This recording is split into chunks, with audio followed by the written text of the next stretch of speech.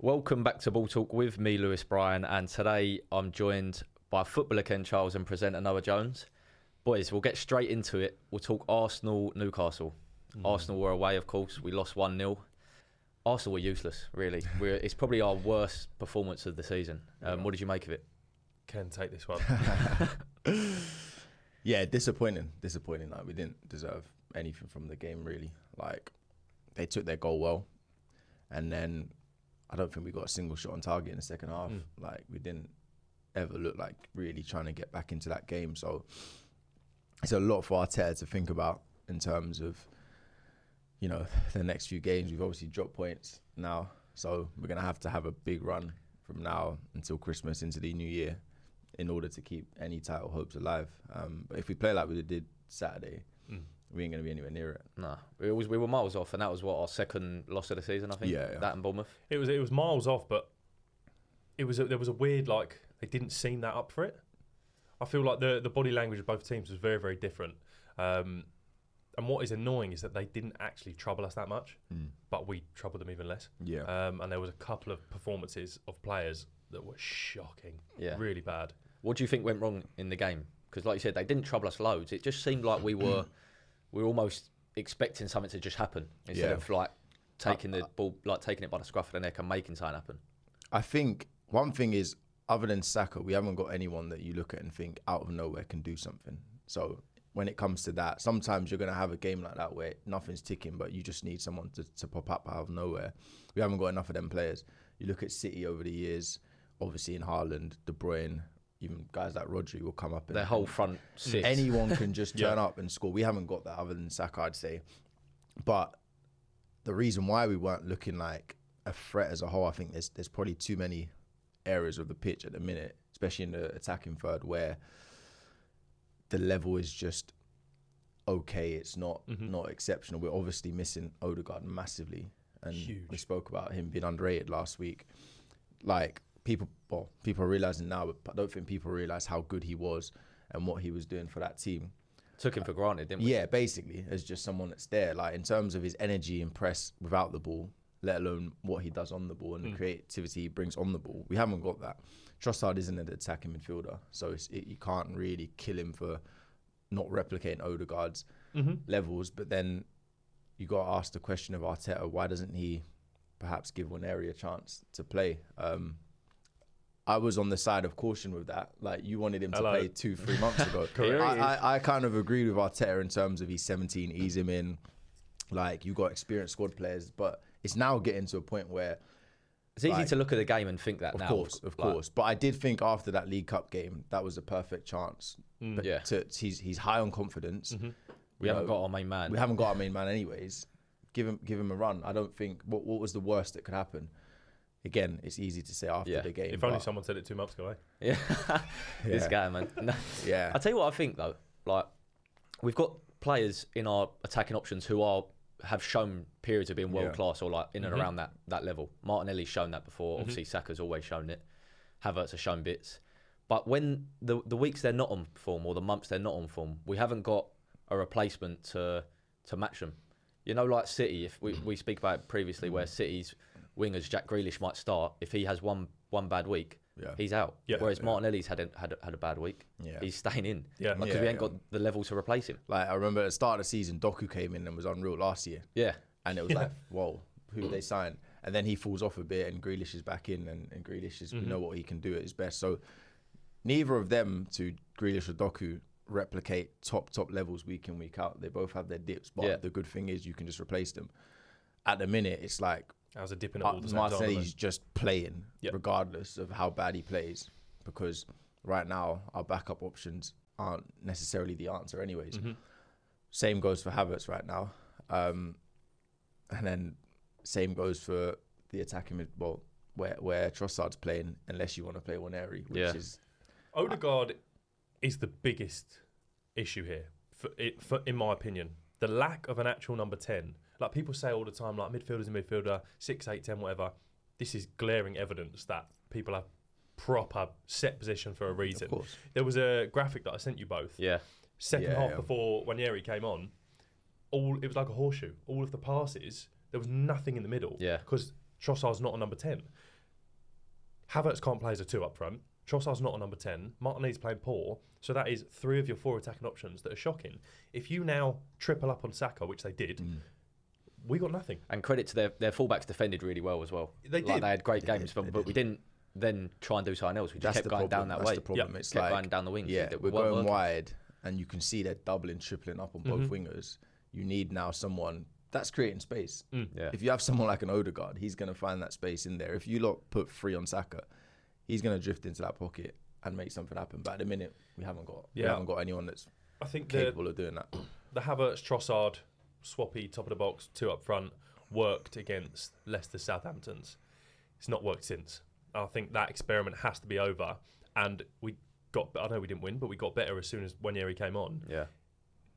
If Odegaard is back in full training now. Saw a video this morning. But if you don't want to start him, you just have to start Wanyeri now. You have to. There's no choice. Yeah, and I don't think with Havertz as well, you're saying it weren't really working. I don't think he just can't play up against 2 big centre halves that can't really move but are really strong and physical, because he's not going to run him in behind really. No, he wants to. He's poacher, isn't he? He'll have it direct to him. Yeah, and that will play into them big centre halves' hands. Yeah, so we haven't really. Now we're starting to see the lack of a backup option. Whether you put Jesus there, you could say maybe Jesus would do a better job in that type of game, but Jesus' last 10 appearances has been on the wing. Yeah, so exactly. he's got to shift his mindset and shift his role back to something completely different. Yeah, trying to score goals and be in the centre of the pitch. Do you think Arsenal are we in trouble a bit? Like, should we be concerned long term? One more game like that, we're in trouble. Yeah. I think City losing keeps things alive. Keeps things alive, because I truly believe Liverpool drop points. We've seen a lot of stats that they haven't really played much of the top 10 at all, and we've played basically all of them apart from Chelsea. And done fine in all of them. Exactly. Yeah, we've lost drop points in games we shouldn't have. Yeah. So City losing is great. It's annoying because we could have caught up on them. Yeah. I don't think the title race is over yet. It could be close. Yeah. If it 1 or 2 more games like that, we kind of got to be perfect from now on. This is our last year's December run. Then we went perfect. We lost 1 game to Villa. We lost the league. And we've now got to be perfect. And when you say that, that should give them hope that it's not done, because we had this exact. It was worse the December run last year. I think we lost 3 in a row, so it was bad. This time we've lost, then drawn to Liverpool, which is not a bad result, and then lost again to Newcastle away. It's not. We lost there again last year, so it's not. Yeah, I think it's just because of how we played that it feels worse. And than their last form year. was poor going into it. Yeah. Other than that, on paper, that's not the worst game to lose, but we do have to bounce back in the same fashion we did last year and in the new year. Yeah, I think we've been getting away with it as well with our poor form. The fact that a lot of the teams around us ain't performing either. Yeah. Like, other than Liverpool, a lot of the teams aren't performing, and Liverpool, like you said, have had the easier fixtures. Yeah. The only thing I'm seeing from Liverpool that I'm not seeing around them with any other teams is if they start a game a certain way and it's not working, they're very good at changing it. Yeah. They were poor in the first half against Brighton. They changed it second half, so much more energy, and then they won the game. Yeah. I'm not seeing that from City. They've done that against us. I'm not seeing that from Arsenal. They've done it against us. They've done it against us. So Liverpool for me are the ones to watch out for. I generally don't think City are gonna win the title this year. Do you think Liverpool are catchable from this position right now? Yeah. 7 points. Definitely, because I mean we spoke about this after the game off camera. Arsenal are so used to having 11 players pretty much stay in all their positions, stay starting the same 11 for a good amount of time, and it might be 1 or 2 players that will come in and replace an injured player, but he'd play the same role. As of late, we've had centre-backs playing full-backs playing centre-backs, holding midfielders playing attacking, wingers playing midfield. So it's chopping and changing so much with a drop in quality as well. So they're coming back, they're not playing the same roles. Week in, week out, they're switching their mindset, what their roles are in a team, what they're having to do. Yeah. It's just lost any momentum and any sort of any sort of confidence we can build. We don't know what we're gonna get. Yeah. Like in terms of how we're playing because of all of those. Yeah. Like last year you knew how we played, and it was quite evident to see. Right now it almost feels like every game he's gonna experiment something because of the injuries or because of who he has available, and we don't know how that's gonna affect the way we play. Yeah. And therefore we don't know how that's gonna affect the result. Is it a personnel problem? Do we need to spend some money in January? I mean. I think you always need to spend money. I think just in the nature of being being a team that's challenging for the title, if you want to consistently challenge, you always have to spend money. Otherwise, things get stale. Yeah, we spoke about it after the summer. I thought the summer was underwhelming. The squad last year was obviously good, but like Lewis said, that was because everyone was fit for pretty much 38 games and played in their positions. That's not going to happen 2, 3, 4 seasons in a row. Yeah, so clearly. we've found out this season that doesn't happen. And now what? You know, it's we don't really have the people to come in where you look at, like, let's say we signed a top striker in the summer. We'd now be in a position where you have Havertz and another top striker. You're pretty happy with that. If that striker ain't bagging, Havertz comes in and plays, you're not moaning about that, and vice versa. At the minute you're in a position where, like you said, Havertz, let's say he's not performing. You've got Jesus who's never fit or been playing on the wing, or like you don't bring Jesus off the bench thinking he's coming on to score. It's not at the moment. Not right now. And that's just because of the nature of how things have gone. And that's just the striker I'm talking about. You can talk about a left wing position. You can talk about attacking midfield. You can talk about all the forward positions. Yeah, I don't think we should panic though. Like, I do think once we sort of get a few people back and it gets back to being a bit more consistent. Like I said, there's no problem with like Saka right wing. He's so used to having Odegaard to play with, Ben White on the outside of him. If let's say Ben White comes out and Timber goes in, that's fine. It's just a like for like same role. But if you've got Trossard doing a completely different role, the right back Ben White, Partey at right back who's not overlapping, Saka's getting the ball. All of a sudden, the picture looks completely different to what he's used to over the last year. And we've seen Saka stats differently this season. He set a record for like most take-ons and dribbles in a game because he hasn't got anyone inside to play to. That's it. So I mean, hopefully it's sort of sorts itself out over the next few weeks to a month. I think then this time next month, if we're still not looking good, then I think we're out of the title. But we'll that'll be a rough pod. That's a rough pod. Stay tuned for that one. Let's talk about Edu, okay? Because it's recently announced that Edu has left Arsenal, quite surprisingly, like bit of a shock to the club, I think, and obviously all the fans. He's gone to Nottingham Forest. Is he actually? Is that officially? Yeah. He's gone to Forest for, I think it was 3 times the amount he's been given. So it's a promotion in terms of money, not in terms. It's not only Forest though, is it? It's the Forest club. Under his group. So I suppose it is a promotion, CEO, but I don't know. He's like, from the outside, it was viewed that he was a big character, a big part of Arsenal, and our transition from being that sort of 7th, 8th position to being challenging for the title. We know a lot about him, as most sport directors just kind of you couldn't name things, could you? But like we knew him because he was kind of a big part of what he was doing with Arteta. So So what effect do you think that will have? Do you if it will have an effect? I think it would have a bigger effect if we were riding really high, because it's like a big low to hit you. I think we're having quite a few lows at the minute with injuries, performances. So I don't think it'll affect us as much. And I trust with the way that the club has gone to get someone in that will kind of do the same thing. Where I don't think we're now going to dip back down to not spending any money. The culture of the club changes. I think we'll be fine. It's not great news, obviously, because I think Edu was top. But then some people have said his transfers weren't all great. So there's swings and roundabouts, isn't there? I think short term, it won't really have an effect. You know, the performances on the pitch are all down to the manager and the squad. Long term, depending on who they replace, we might see a change in, you know, the transfer approach, better or worse, I don't know, and that'll just depend on who they get in. But I think he's done a good job over the last 5 years in taking Arsenal from, rock low to now where we're even having these kind of conversations. He's been a big part of that with the manager, obviously. So they've got to try and replace him with someone who's got the same sort of, you know, identity and how they want to take the club. The only thing I can see, if I'm like nitpicking at what could have negative effect, is it's a big, like we said, a big role at the club, a big name, and he's left. If there's big players who get big offers from other clubs, it could put a 1% bit of doubt in their mind of like, why has he left? Why has he left this club when we've just climbed all the way up and we're on an upward trajectory, supposedly? Let's say Saliba gets a call from Real Madrid, it might just, he's left. Does he know sign I don't? That's why I said long term. Like immediate term, that shouldn't have no effect. But long term, when it comes to players perhaps leaving or players coming in, what you said there is bang on. Because my first thought yesterday was, obviously we don't know any more info other than he's left, but it was like, is he is he feel like he's taken Arsenal as far as they can go. I see what you mean. Yeah. And players don't know much more than we will know. Like they might know a little bit more, but let's say something's gone wrong and he'll know everything. He knows everything, like, and they won't. So they could start thinking, he's gone.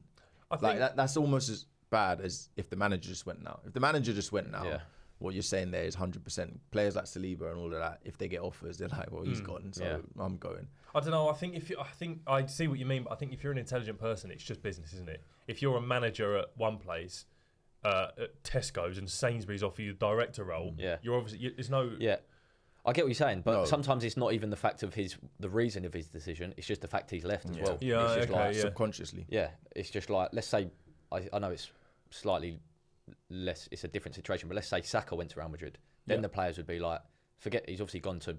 It's still money business. Or whatever. Yeah, it's still business. But you're like, why has he left Arsenal? Yeah, I do know what you mean. I just think if there's a hierarchy at the club of importance and who would have an effect, players, manager, sporting director, he's last, isn't he? So What in terms of if they leave of impact of like players? I mean, a lot of people were critical of his actual window. transfer windows in general because a lot he's no attackers. He's famously failed to sign the first transfer target. Quite a lot, even though it's worked out. I feel like one Mudryk he didn't get. Yeah, Rice was the one time he did he got the number one. Yes, the target he went and got, and we done well with that deal. But that kind of clouded our image about the transfers as a whole. I think because that was the most recent. But like you said, there's a lot that we didn't get. There's a lot. Trossard was second. Odegaard might have been a second. I'm not sure. Havertz did get him for 30 mil. That's I don't think Odegaard was a bit different. I'm not saying they've all been top transfers. Yeah, but there's a lot. There's a lot that have been second options. Yeah. What were we saying about Arsene Wenger, sporting director? I'd love that. Would you? I wouldn't mind it. Yeah, I think he needs someone else though because he's not. He knows. He knows quite football. old. Yeah, they're all old. He looks good. He looks good for his age. Laying down on the beach, he does look good. It wouldn't be a bad shout. Yeah, it wouldn't be a bad shout. It's an interesting thought, isn't it? Yeah, but like, he needs someone with him because. Is he transfer savvy? He loves saving money. I don't know if we want to go back to that. Tight. Yeah. I don't know if we want to go back to like. He's gonna we'll have like the academy playing in every game. Yeah, which is good, but it's not. Send her off back. One year he would start then. I tell you. Yeah, he really would. He definitely would. Let's go on to Arsenal's game coming up this weekend, Sunday, 4:30 kickoff. I'm looking forward to it actually. Is it away to Chelsea? I believe. It's away. Yeah. And we've also got Inter Milan to play at the day this comes out. We'll be probably playing. What are your thoughts? Because Chelsea, they've looked good in recent weeks. However, against United, I thought they were very poor. Like in terms of their quality on the ball, it seems like if Palmer's not firing, Chelsea aren't firing. I was just about to say they're not a one-man team, but you take Palmer out of that, they're average. He gets them ticking. Like, I saw them against Newcastle. He was running the show. Like everything from back to front was played through him. Sunday against United, that wasn't the case, and they did seem. But then you could argue United had that new manager bounce at home. Yeah, but United were poor as well, man. No, but like just having more energy and that. Like they weren't good. Like both teams were poor, but like just having maybe a bit more like determination or willingness to not get beat today can go a long way. If we hadn't have if we weren't on the back of a few rough you'd be very confident. performances, I'd have no issue. After the weekend, I'm slightly worried. And then seeing Odegaard in training, I'm back up again. So I think it's a great opportunity to bounce back. Like I agree with what you're saying, but if you don't want to prove that you're still in this title race, go and put on a performance at Chelsea. It's not last season's Chelsea either. Like if you beat this Chelsea convincingly at their ground, they're definitely top four. Exactly, like it's an impressive win. If you go and make a statement there, then you send a statement to the rest of the league that we're still here. Like I say, keep Palmer quiet. I think we're fine. Yeah. If he's on it, then it's a different game. I do think it could be an easier game than the Newcastle one in terms of our style, the way we play. I know we didn't implement much style against Newcastle, but they sat very deep Newcastle. They got two big centre halves, and their fullbacks defended really well. I don't think Chelsea. I know Reece James is back, but I think they're more open. Chelsea will play. They'll be more open, especially at their ground. It will suit us more than what we had against Newcastle. Saka will get more time. They will be open. They will play their game, and they're quite expansive. But as you say, I think I'd rather that. Yeah, low block. Yeah, for sure. What I've noticed though, I just think we need to come with energy, like, but in both directions, attacking and defending. Like I've seen it in like the last 2 weeks. I've just looked, the teams that are winning, it's not like tactics aside. It's literally just the team that's running more. Really is. That's always been football. Yeah, isn't like it? Yeah. Bournemouth were A joke, by the way. yeah, One again. but they just outran Man City. Like, it weren't the fact that they were so aggressive with the press, so aggressive with defending, so aggressive with going forward. It's the same with Liverpool. They were slow in the first half. They just upped the tempo 10% and they won the game. Yeah. I really think it is as simple as that. When I spoke to Antoine recently, Antoine Semenyo, and he said Iraola, the Bournemouth manager, basically tells them, right, from the first whistle, don't hold anything back. I don't care if you have to come off in the 50th minute, the 60th minute, that's fine. Just give absolutely everything and no like saving yourself or managing yourself throughout the game. And it's fucking working. That's what subs are for. Yeah. If everyone busted a gut for 60 minutes, I know obviously it's easy said than done. And it's got to be smart. Next person on for half an hour, bust a gut again. Yeah. I think that was one thing I noticed about Newcastle was they were celebrating tackles, they were bombing it down, they were getting the crowd going. I know it's St James's Park and it's a historically tough place to go, but we looked flat. Yeah. And I think that was one of the main reasons we lost. We can't afford to be flat because any team that's playing us, but any team that plays us is going to be up for it. Yeah, like, that's what it is. It's like if you're playing the top teams in the league, you spend the whole week preparing and you're like, we're not going to beat them by outplaying them. We're going to beat them by winning our duels, outrunning them. Getting the crowd up for it. Yes. Chelsea will be licking their lips. So they're going to be doing that. Yeah. If you don't at least match that, you're going to lose because that's enough to win a football game. Yeah, for sure. Well, is there any key areas you think the game will be won or lost? Obviously, we spoke about Palmer and how important he is for Chelsea, but is there anything that springs to mind that you think this is going to be really important? Jackson caused us problems at the Emirates last year, even though we won 5-0.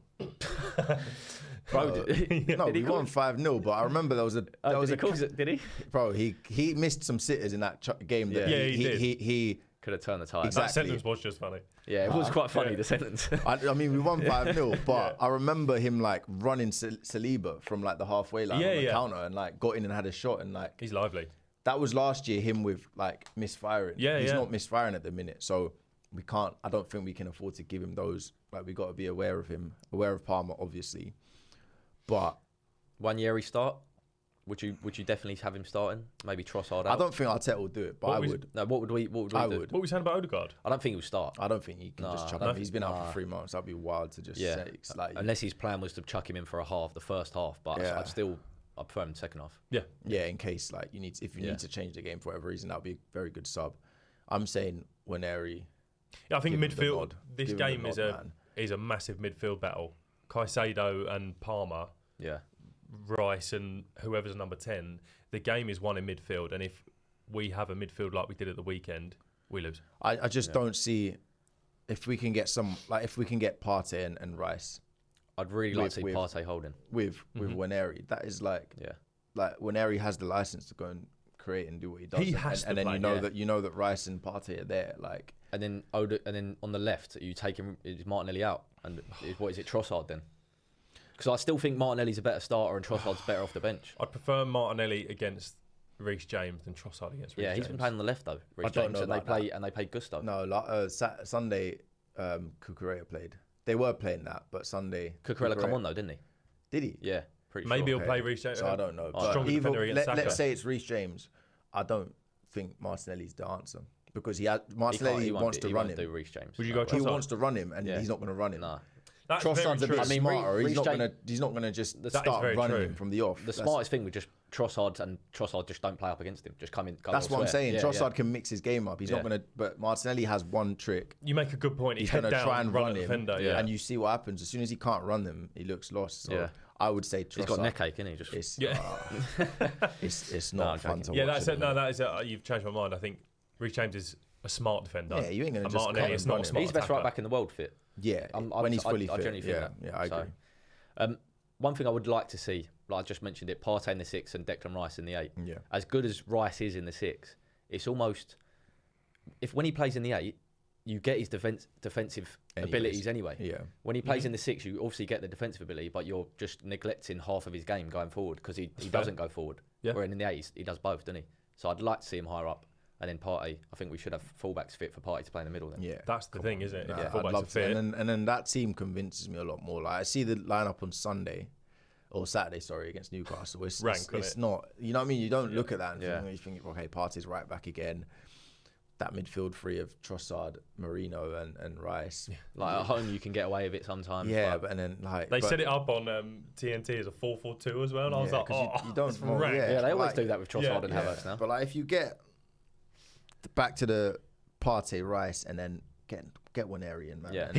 And then it looks more of a like-for-like with Odegaard It just as well. looks like the old Arsenal. Just you've swapped Odegaard for one player, and that's fine. The same system. It's just a player who's not the same level, but can just come and do the same role rather than change the system completely and ask players to do different roles. I know I've been saying it for a while, and I'll take that dub, but Waneri has to play. No, but you don't know if he's going to be answered yet, though. You can take the dub when he comes. If he plays and is the answer, then you can take the dub. He is the answer. Okay, well, predictions. We'll finish off with them. Oh, there's two.